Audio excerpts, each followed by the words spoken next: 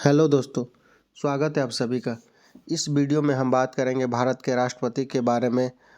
इनसे संबंधित कुछ महत्वपूर्ण बिंदुओं को जानेंगे, लेकिन इस वीडियो का मुख्य फोकस भारत के राष्ट्रपति के चुनाव पर होगा।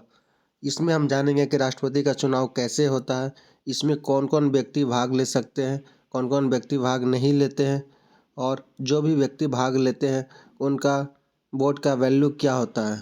तो चलिए वीडियो को स्टार्ट करते हैं। भारत का राष्ट्रपति भारत गणराज्य के राज्य का प्रमुख होता है। राष्ट्रपति भारत की कार्यपालिका, विधायिका और न्यायपालिका का औपचारिक प्रमुख होता है और भारतीय सशस्त्र बलों का कमांडर इन चीफ होता है। भारतीय संविधान का अनुच्छेद 52 कहता है कि भारत का एक राष्ट्रपति होगा। भारत के राष्ट्रपति का कार्यकाल 5 वर्षों का होता है। अब आइए हम बात करते हैं राष्ट्रपति के चुनाव के बारे में कि राष्ट्रपति का चुनाव कैसे होता है।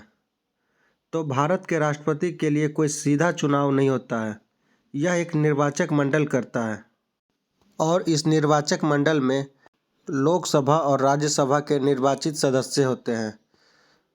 इसमें राज्यों के विधानसभाओं के भी निर्वाचित सदस्य होते हैं और इसमें विधान परिषदों की कोई भूमिका नहीं है।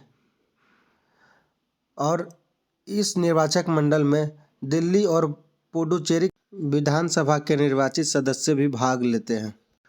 तो अब यहाँ पर जानने वाली बात यह है कि कौन कौन से व्यक्ति इसमें भाग नहीं लेते हैं।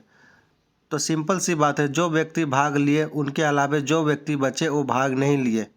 लेकिन इसे भी हमारे लिए जानना बहुत ज़रूरी है कि कौन कौन से व्यक्ति भाग नहीं लेते हैं। तो इसमें राज्यसभा के मनोनीत सदस्य जिनकी संख्या 12 है वो भाग नहीं लेते हैं। राज्य विधानसभाओं के मनोनीत सदस्य भी भाग नहीं लेते हैं।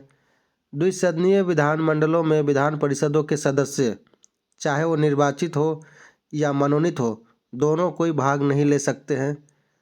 और इसमें दिल्ली और पुडुचेरी केंद्र शासित प्रदेशों के मनोनीत सदस्य भी भाग नहीं लेते हैं। अब आगे बढ़ते हैं और जानते हैं कि अगर कोई एमपी वोट देता है तो उनके वोट का क्या वैल्यू होता है, यह जानेंगे।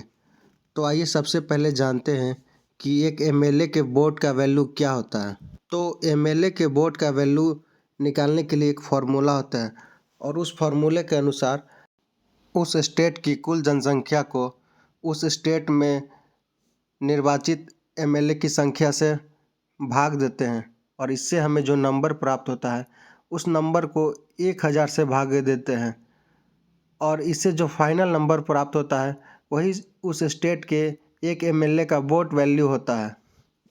अब यहाँ पर यह महत्वपूर्ण है कि अलग अलग राज्यों में प्रत्येक विधायक का वोट वैल्यू अलग अलग होगा, क्योंकि हर एक स्टेट का जो पॉपुलेशन है और निर्वाचित एमएलए की संख्या है वो अलग अलग है।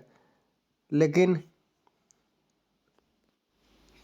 84वें संविधान संशोधन अधिनियम 2001 के अनुसार वर्तमान में जो राज्यों की जनसंख्या वोट वैल्यू निकालते समय ली जाती है वह 1971 की जनगणना के आंकड़ों से ली जाती है और यह आंकड़ा 2026 के बाद जब जनसंख्या का नया आंकड़ा प्रकाशित होगा तब यह बदल जाएगी।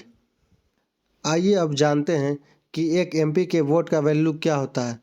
तो इसके लिए जो फार्मूला होता है उसके अनुसार सभी राज्यों के एमएलए के वोट वैल्यू को जोड़ दिया जाता है और उसके बाद टोटल निर्वाचित होने वाले सांसदों की संख्या से भाग दिया जाता है और इससे जो वैल्यू हमें प्राप्त होता है वही एक एमपी का वोट वैल्यू होता है।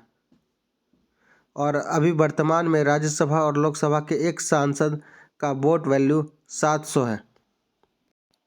चुनाव आयोग निर्वाचक मंडल द्वारा डाले गए सभी वैध वोटों को कागजी मतपत्रों के माध्यम से जोड़ता है और जीतने के लिए एक उम्मीदवार को कुल डाले गए वोटों का 50% प्लस एक वोट हासिल करना होता है और जो उम्मीदवार यह प्राप्त करता है वही भारत का राष्ट्रपति चुना जाता है। तो इस तरह भारत के राष्ट्रपति का चुनाव होता है। इस तरह के वीडियो के लिए सब्सक्राइब करें हमारा channel. Thank you for watching.